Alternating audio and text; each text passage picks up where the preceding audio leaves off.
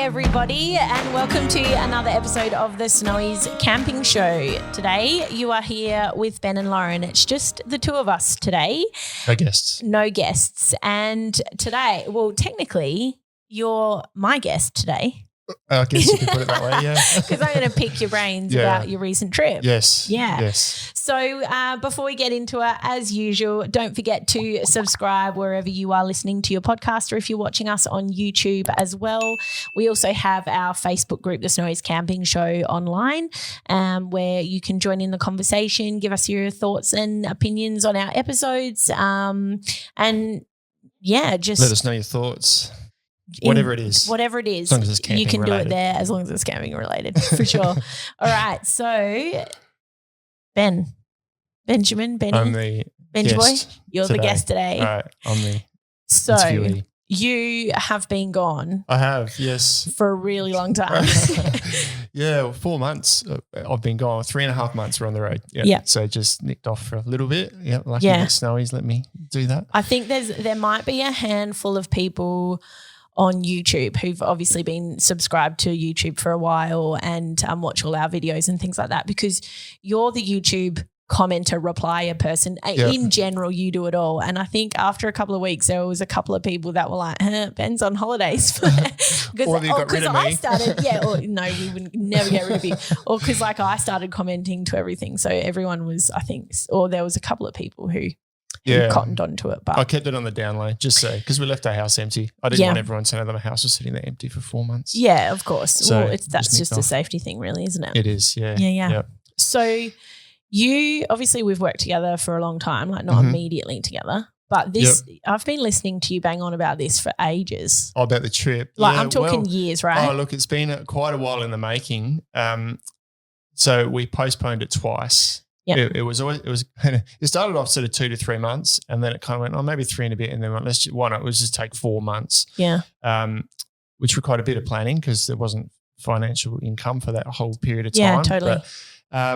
But when we first had a plan, unfortunately, my wife's mum passed away. Right. Okay. Around that, or she was really sick, and so we cancelled it. And then COVID happened, as COVID does, and that threw a spanner in the works as well. But then eventually we said we've just got to do this because the kids are getting older. So let's just go. Whatever happens, we'll go. And if we end up just bouncing around the borders of South Australia, that's what we'll do. Hopefully we can get across the border.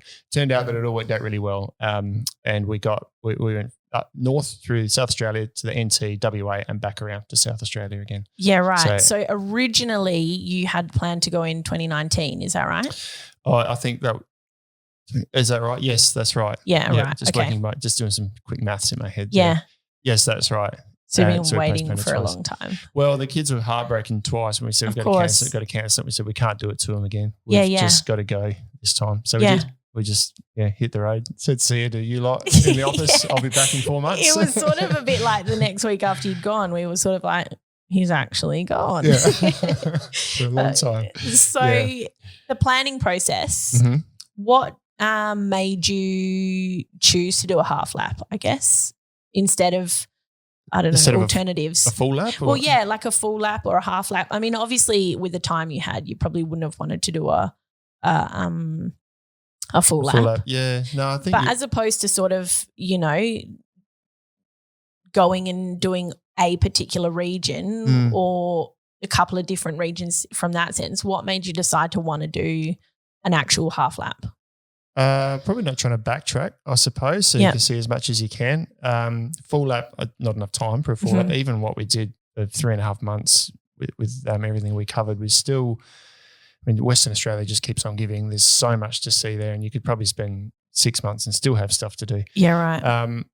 I love the Northern Territory. I've lived in Alice Springs before, and I've been to Darwin. I've never really done the trip between Alice Springs and Darwin before for that drive there. So I guess for us, the trip really started around Alice Springs and Uluru for the kids to see that. And we want to do iconic things, I suppose, with the kids as well. Yeah. There's a kids book by Alison Lester called I love that book. Are We There Yet? Yeah, yeah. And we read that to the kids over and over. And that was probably part of the motivation, I think, that we found on the trip. We kept saying to the kids on the way, this is from the book. Do you remember this? Like things like the pinnacles and some of the water holes around. That's we so couldn't cool. get to some places, but we could just relate that things in the book to where we were. So that's probably some motivation. And WA, I've been to WA, but only really Perth and around. Yeah. And I just wanted to see WA. Unfortunately, we skipped the Kimberley because we decided to go in the off season when it's hot, when no one else is there, which has got a lot of benefits around.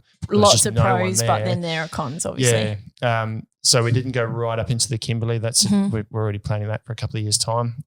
So we didn't do Gibb River Road and everything. We kind of skipped that when it went across to Broome. But then WA's coastline is just amazing, and we just wanted to stick to the coast all the way around. So I think there was probably a loose conversation one day, and we said, let's do that. So you went sort of from Darwin and basically hugged the coast as much as possible into WA. Is that what you mean? Well, from Darwin, you sort of got to come down to Catherine and then across, and then Broome was our first destination on the coast. Yeah. So we skipped that northern Kimberley area this time round. Yeah. Okay, cool. And is there any particular reason why? I've made a bunch of notes here, by the way. Sorry for the pause, because I want to literally question you to the nth degree here. All right. Why did you choose to go the direction that you went in? Like, why anti-clockwise? We went back and forward on which way to do that for quite a while. And I think the main contributing factor was to try and work as best we can with the weather. And you never know nowadays. We just had to take it as it comes. So we headed off at the start of November, and we thought that way we're heading up, and we'll be up around the northern WA and Northern Territory, or Upper Northern Territory, in the start of the storm season. Did you go? Sorry, I'm going to stop you. Did you go at the start of November? I thought you went at the start of October. November, December, January, October, November. I can't even remember now. When did I start of October? Sorry. Yeah, I'm pretty sure you did go start of October. Sorry. Yeah. Time has escaped me. I've only been back at work for a week. Yeah. So that way we could spend a month going up to Darwin, and we're loosely in that northern area around November, which is when the wet season is really starting to settle in and a lot of places are starting to close down. Okay. So that way we'd be there at the start of the bad season, whereas if we went the other way, we would have been up there maybe in the thick of the storm. Okay. And thick of the storm season. Yeah. And it could have been even more restricting. As it was, there were things that we couldn't see because places were closed. Sure. But there was. Were they closed for weather or closed for off-season? Off-season. Like places like El Cuestro Station closes in late November. So by the time we were there, we couldn't stay there, but they just closed because of the hot season. No one's up there. Yeah, right. Okay. Which to me was awesome. I'm happy to have hot, sticky nights and humid days. We're talking sort of 80-90% humidity, 35-40 degree temperatures. But we had campgrounds where there's hundreds of campsites and there was literally us and one other person in the entire national park. That's really awesome. So I'd do it again in that time in a flash. Yeah, for sure. Yeah. I guess you're making sacrifices, but that sounds like ultimately ideal. I like it that way. Yeah. I had to plan a bit, I suppose, for the heat for the kids, making sure that, they were I guess as long as you're safe. Yeah. Just be common sense. Yeah. So when you were planning it, how, I guess, specific were you with your stops? Like, did you just have maybe a handful in the whole lap that you knew you wanted to be at a certain time and played the rest by ear? Or did you plan each sort of town and each stop in accordance to within your sort of 3.5 months? Or how did that work out for you? Bit of both. So we knew we were going to go all the way to Darwin. So we head north all the way to Darwin and everything we could see along the way. We knew we were going to go to Broome. We just told the kids we were going to go there. And that's the first place we actually booked, was a week in Broome, because it was my youngest daughter's birthday. So we booked fancy accommodation there. These stinky, dusty people rolling up in a four-wheel drive and staying in this safari style tent in this resort, which was, the kids loved it. I mean, it was okay. I don't mind it, but I was quite happy to get out of there as well. But it was quite funny because we had to park the car a long way from the tent, and there was issues with sort of robberies in the car. So I just carted all of our tents and swags and everything through this resort. Just me in a pair of board shorts and a singlet, carting dusty tents up and stored them in our fancy tent up the top. But the kids loved it because of the pool and stuff there. And so that's actually pretty fun. So we booked that for 5 nights. We did book ahead and luckily got a spot in Esperance for Christmas. I don't know how we did it, but the lady kept saying, "Are you sure? It's really small. It's a really small apartment." And we said, "Look, we've been in a 5-person tent for 3 months. A 2-bedroom apartment's going to be luxurious." So how far in advance did you book Esperance? Oh, that would have been probably 1.5, 2 months ahead, I think, because we booked that along the way. We booked Broome before we left. And so I'm assuming even still that was like a good score to have got that, even sort of 1.5 months out. Yeah. Well, I spoke to people and they said, like, you got to book a year out. Like the whole town's booked out. So we got pretty lucky there to get that. Yeah. And it turns out we should have booked something in Perth because we had to stay about 45 minutes out of Perth because it was really busy. And then we planned ahead a little bit through Margaret River because we were there just before Christmas and it was getting busy. So we booked a few places ahead. But pretty much from leaving Adelaide right up and around to Perth, the whole trip, apart from Broome, we just booked as we went. Most places we just turned up. Okay, that's awesome. Because there was always availability. So I guess that's also the bonus of going in the off season, and perhaps you would have had to do it differently if you were in the on season or the high season. You would have to plan ahead, definitely, for tours and everything. Even tours, we could get on tours at the last minute. We'd roll up and say, "There's a tour, let's do that." That's awesome. But then on the flip side of that, some places were closed, so you kind of got to take it. But I'll take more space and empty water holes and quiet beaches. And I suppose you also sort of get that flexibility, and then perhaps even though some places are closed, you might end up having experiences that you might not have had if you had pre-booked everything and sort of didn't have as much flexibility maybe. I think so, being a bit more sort of flippant and just say there's that, or let's do that, or let's stay here, or let's just drive to the next town because we know we don't like it here and we know everything's empty. So we can just go to the next town. Yeah, so cool. That was really good, having that flexibility. So with actually planning your trip, or not the sort of planning part of it, or I mean the preparation part. Preparation is the word I'm looking for. You're going away for 3.5 months physically away from your house. Yep. Almost 4 months.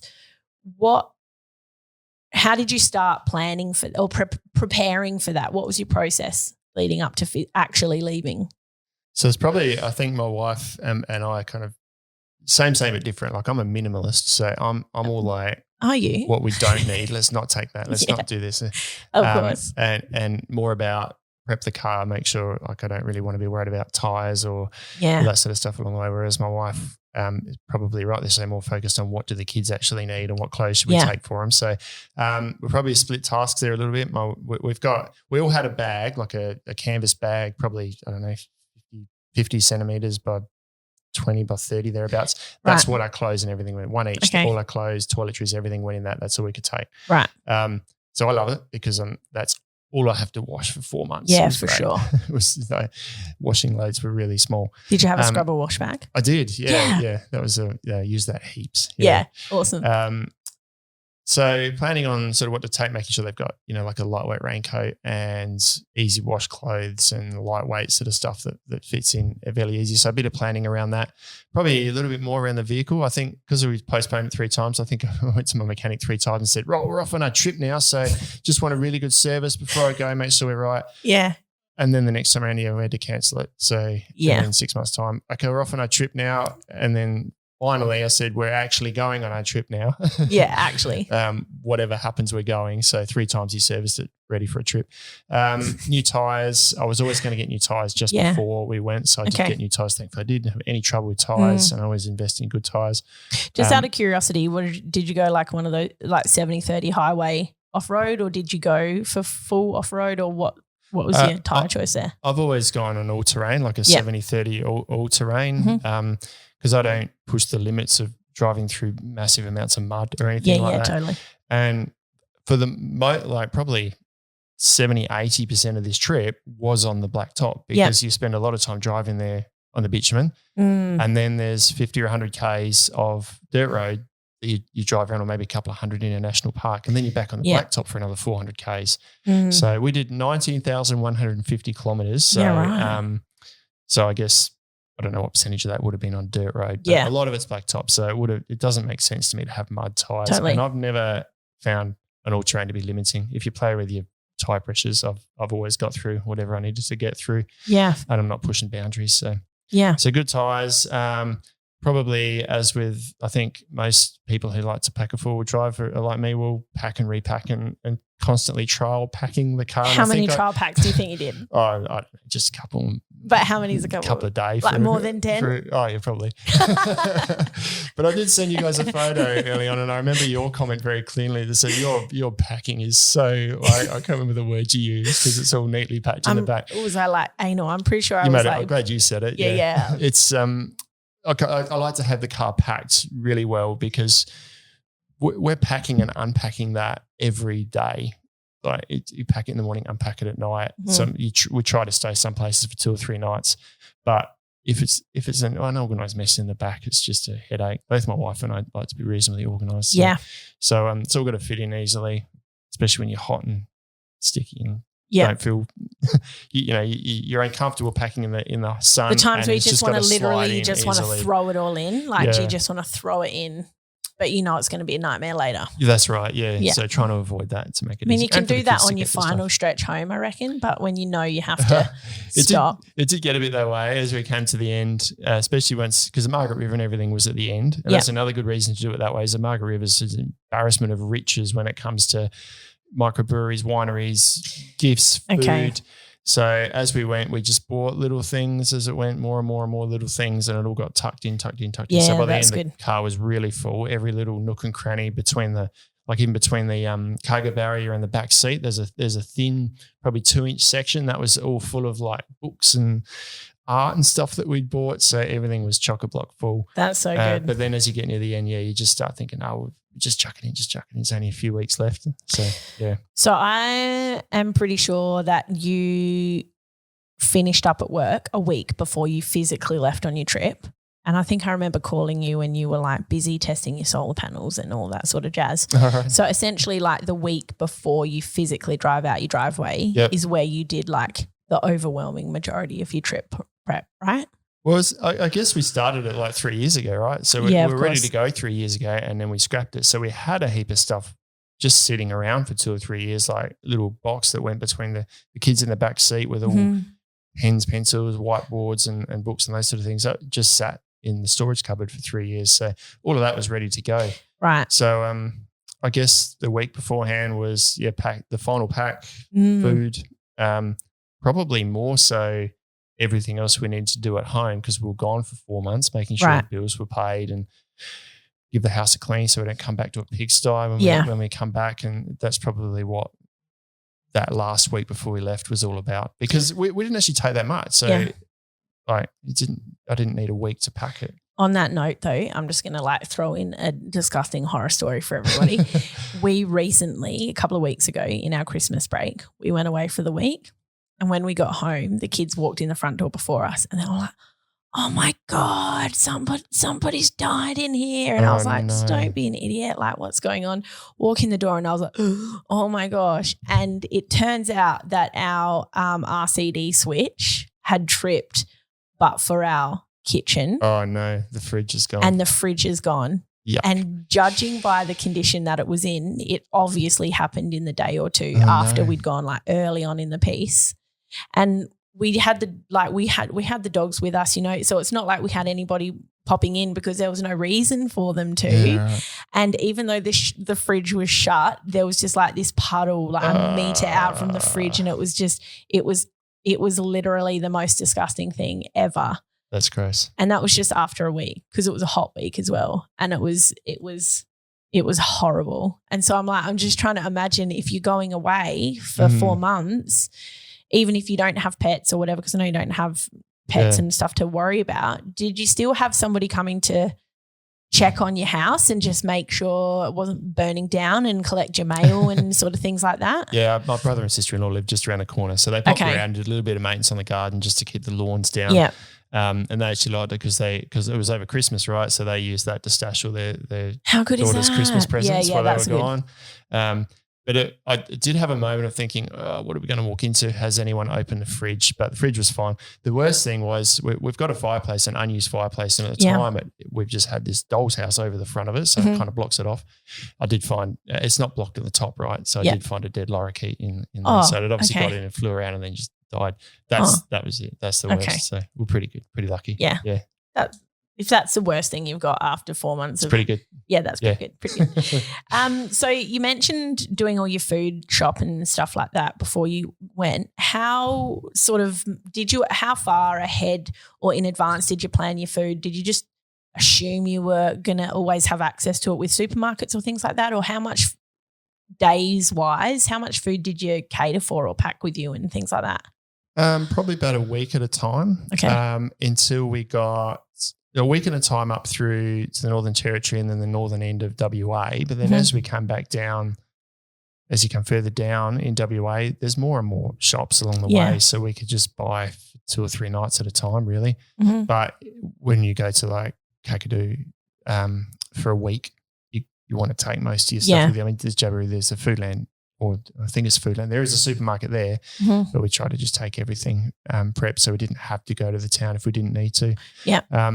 And it was we had a fairly standard set of meals because we know the kids will eat it. Yeah. And we'll eat it. And I wouldn't call them super gourmet, but we used like a lot of canned stuff because we only had a 40-litre fridge, so we couldn't take heaps of fresh stuff with us. So we usually, if you got to a town, tell the kids to have fruit, we'll grab a few veggies for a meal that night, and then it's like canned vegetables and stuff to make a pasta with, canned vegetables and and canned tomatoes. Like gnocchi that doesn't store in the fridge, just with pesto. We make quesadillas a bit, which is nice. Oh, kids awesome. like that because you can put canned stuff in that, like canned beans and stuff. So quite a bit of canned stuff because it's easy to store. And then we just carried fresh milk. What did you do with meat? Did you buy fresh meats and like minces and stuff in the fridge? So for meat, same as the fresh fruit and veg, if we went to a town, that when we go to the supermarket, we'll buy some sausages or meat or whatever and have a barbecue that night. And then it might be another week or two till we have meat again. So we don't carry meat too much because you can't, I get concerned about meat leaking. Yeah, that's true. And it's a bit more temperamental with temperature wise. Like milk's a bit easier to manage if the fridge is sort of up and down a bit in the heat, and it did struggle a little bit in some the humid environments up north. But I suppose you have things like tuna and that comes in a can. The kids never want to see canned tuna again. Yeah, because every lunch is like, it's tuna wraps again today, kids. Yeah, for sure. And some veggie sticks. Carrots last a long time. Did you crank the spam? No spam. No spam. No spam. We did have some sliced meat somewhere along the way, I think, but it was mainly tin tuna. Yeah. It's an easy one. Okay. So, yeah. And rubbish disposal, I'm assuming, along the way was fine. With just a bin bag on the back and reuse it. We had a lot of wraps, so the wraps bag then became a bin bag and then dispose of it in towns as you go. Yeah. That's pretty easy. Yeah, bin bags are great for that. And with food as well, obviously water's a consideration. Now we recorded the water tank episode with Kev last week. Yep. So I think we also touched on that about sort of refilling. You don't have a massive water tank. You don't have like an under vehicle tank or anything like that. But how did you find in all of your sort of rural areas that you went refilling with water in your jerrys and stuff? Well, we kind of combine. So I carry 40 litres at a time plus water bottles and things in the front of the car. So I've got 2 10-litre jerry cans and then 2 10-litre those soft water cells, soft bladders, yeah.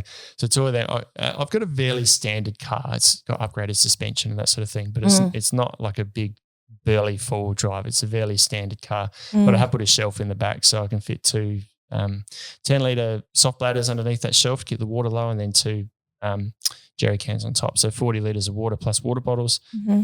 And we'd be both in national parks and caravan parks. So when you're in a caravan park, top up with water. And then in a national park, you're just sort of using or working through that water, I suppose. So 40 litres was enough for us to get by.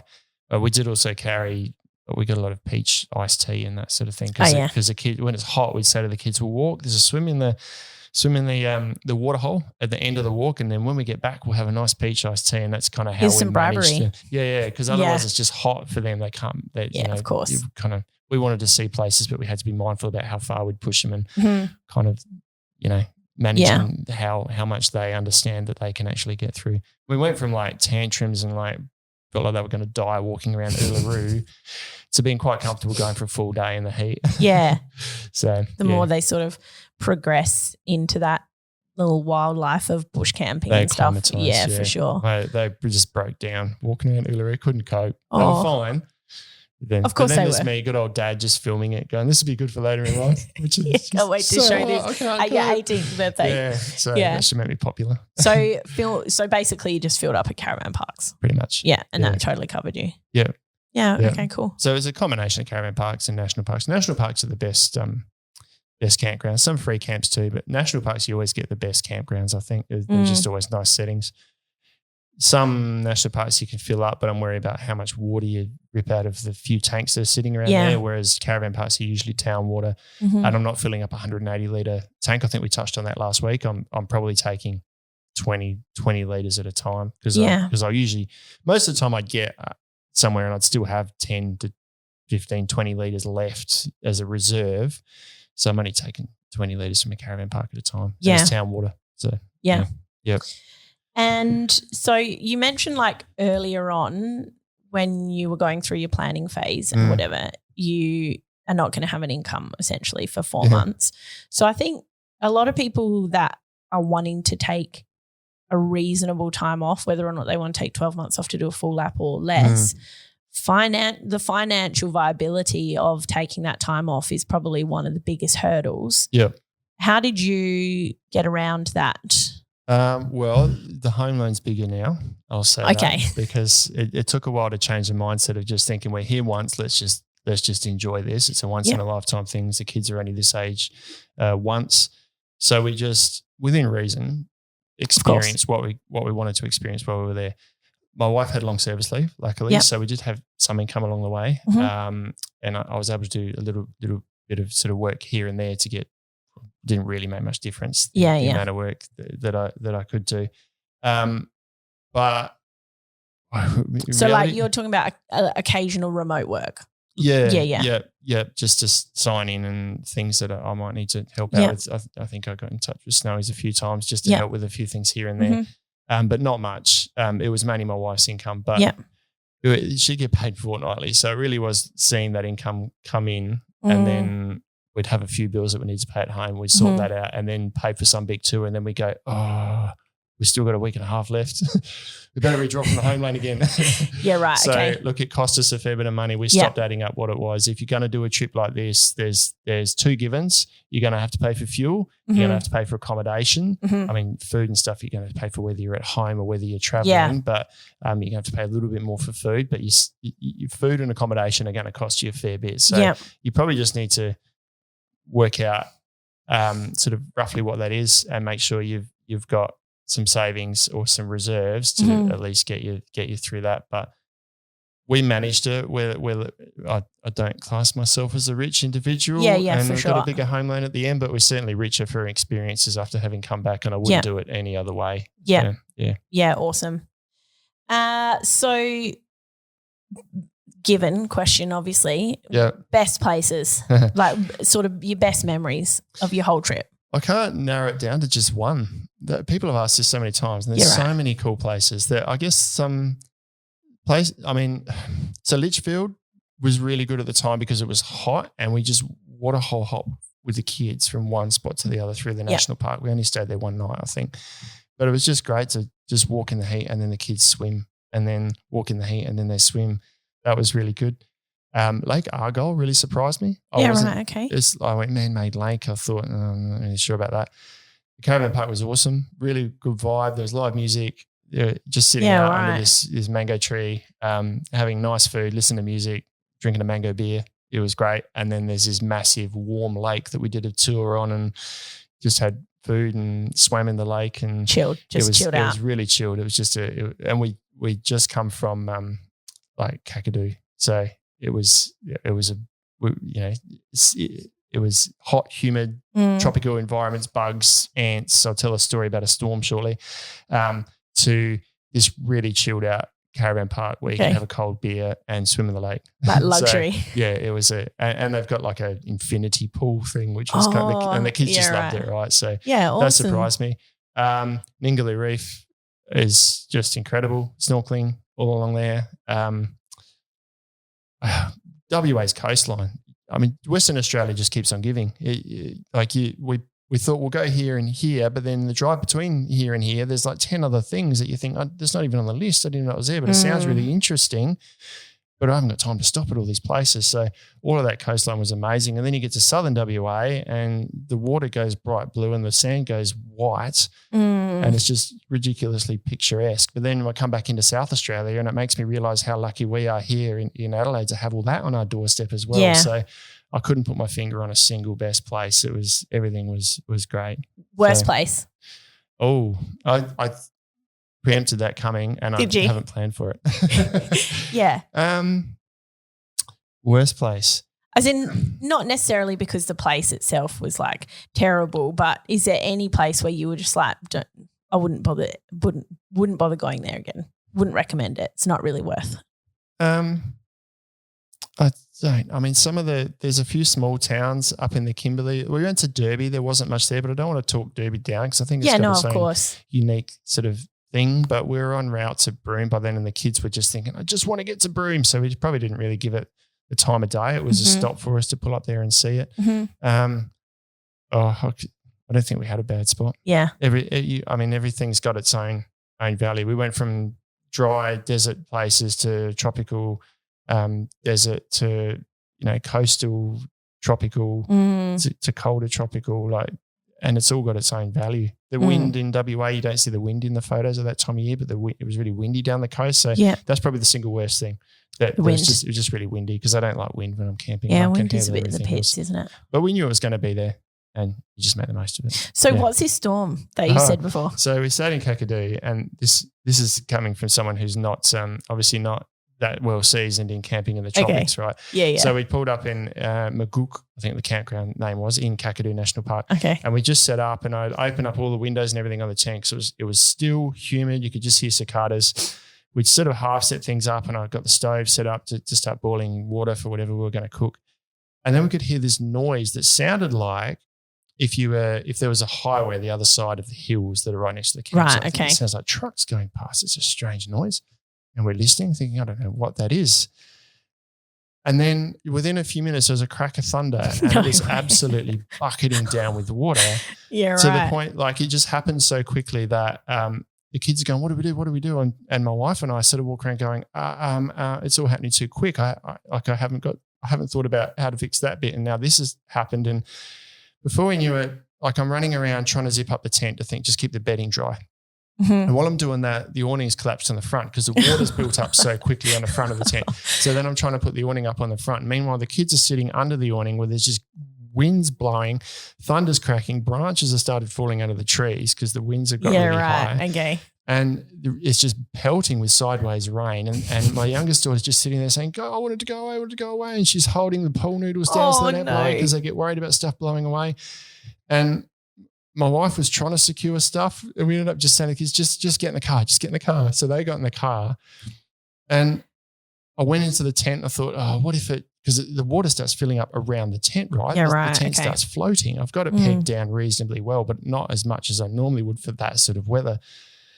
And it was an Oztent RV5 and it kept everything dry inside. There was not a drop of water inside the tent. That's good. The bedding stayed dry. That's good props for that tent. Yeah. So the kids are sitting in there pushing on the bottom of the tent like it's a waterbed. You can see the water underneath because I've got a video of it. When the storm passed, probably 15 minutes when the storm passed. So we'd gone from this calm, humid, tropical evening, no wind, to this dark night, the tent's sitting in about 2 to 3 inches of water, all right? And this didn't look like a low spot. Yeah. And you look for a high spot and there's water everywhere. Yeah, right. Branches have come down near the tent. And when the kids are in the car, the storm's passed, everything's floating. You can't see the ground sheet under the awning. Everything is wet. That's crazy. And I mean, people who camp in the tropics are probably going, yeah, mate, you should have known what about that. What are you complaining about? I wasn't prepared, okay?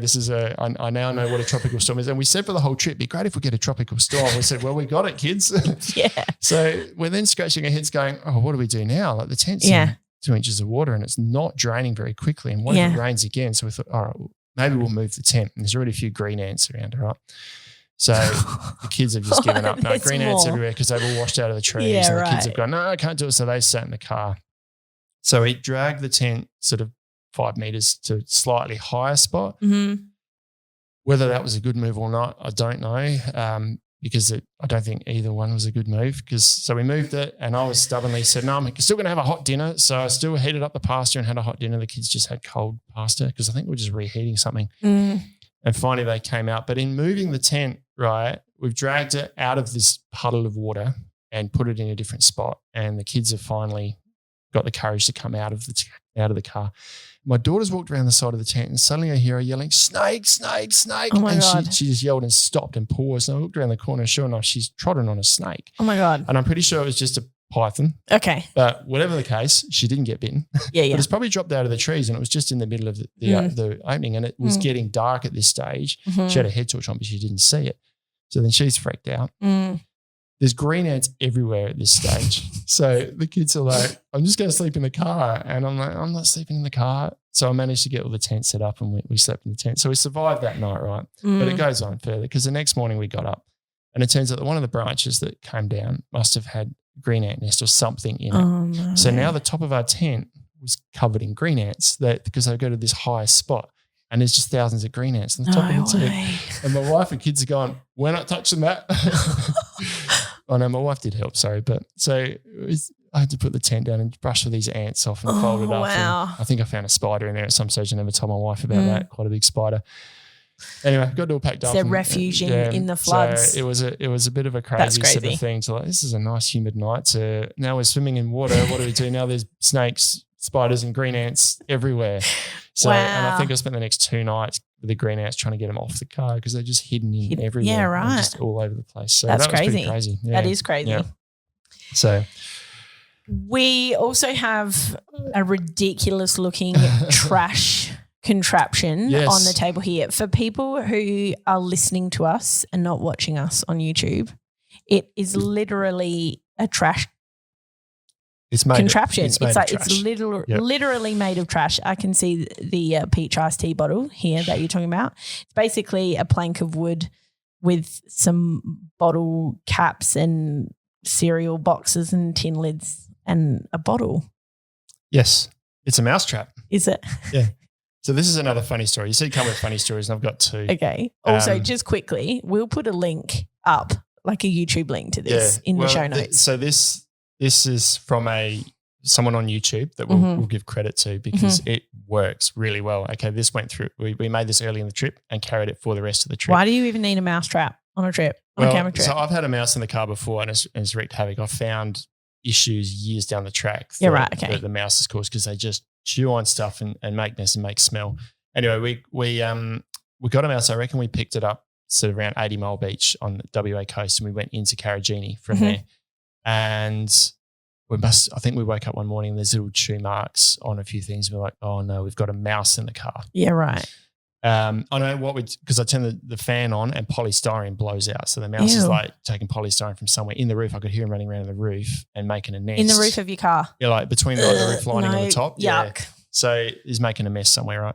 So I thought, there's a mouse in the car. I've got to get rid of him. So before the trap came into play, I turned into this like possessed sort of mouse hunting kind of individual in the campsite at Karajini.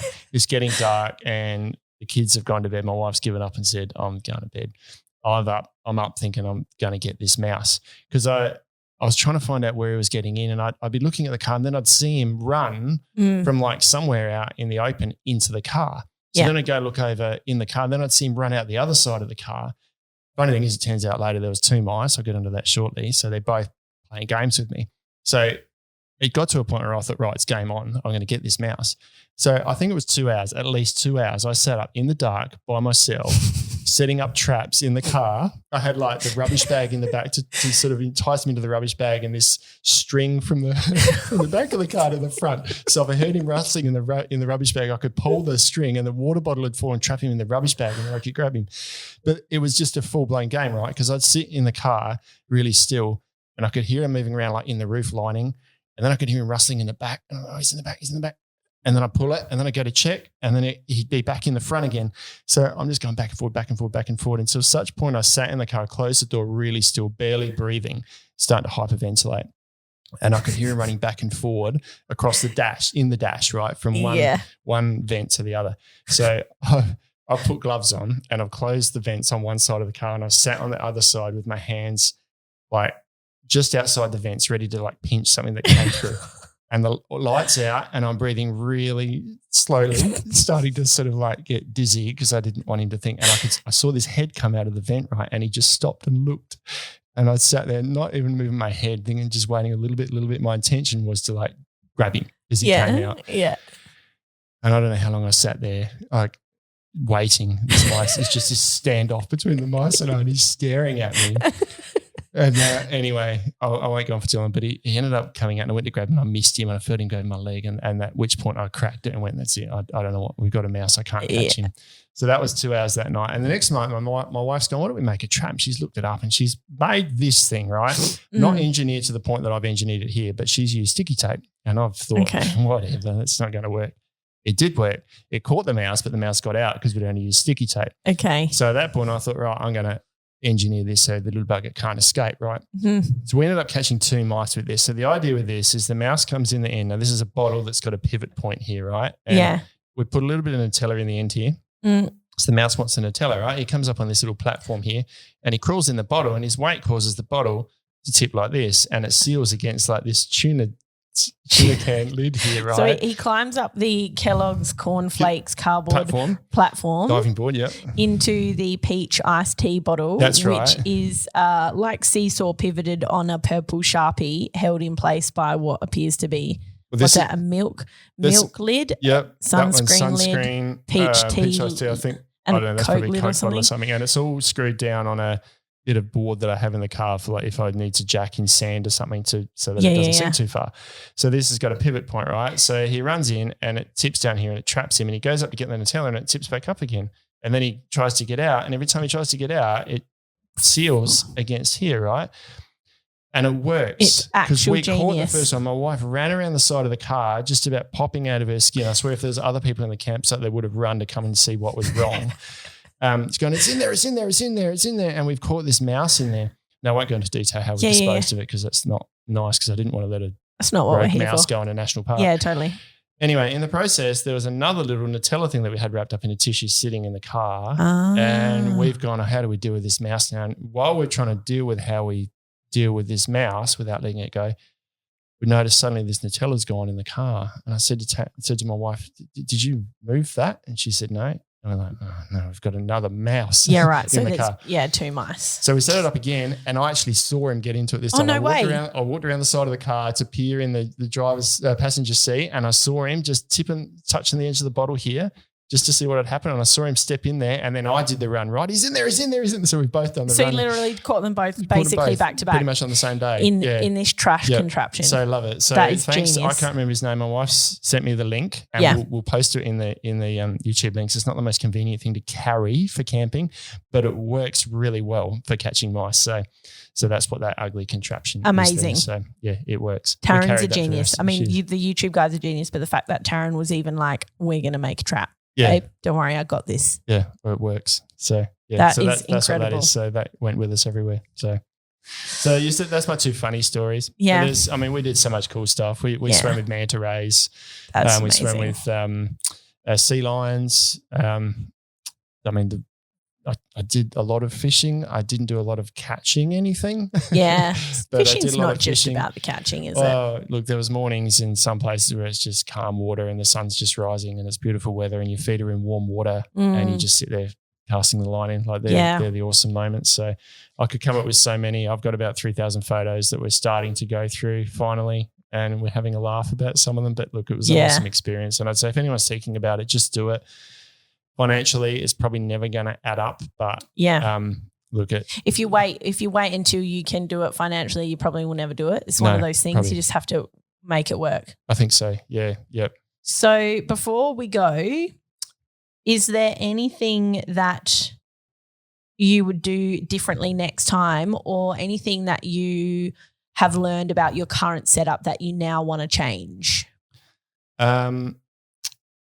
One thing, and you come into play here. Oh, do I? Because I bought the Cedar Summit kitchen sink. Oh, did you? On your recommendation.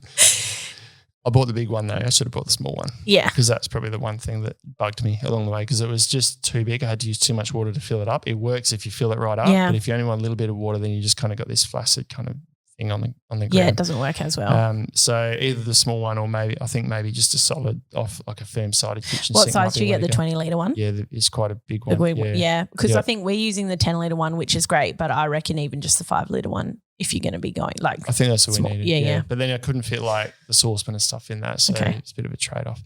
So the one thing you would change is something I recommend. Yeah, so I'll never listen to you again. Look, to be honest, my wife and I have talked about this a bit. Weight, we've talked about vehicle weight before on our show. I did actually weigh the car when I was driving through Alice Springs because I knew of a weigh bridge there. And even in my minimalist nature, now I've had upgrades to the car that probably allow it to pass the GVM upgrade, but I haven't actually had the physical certificate.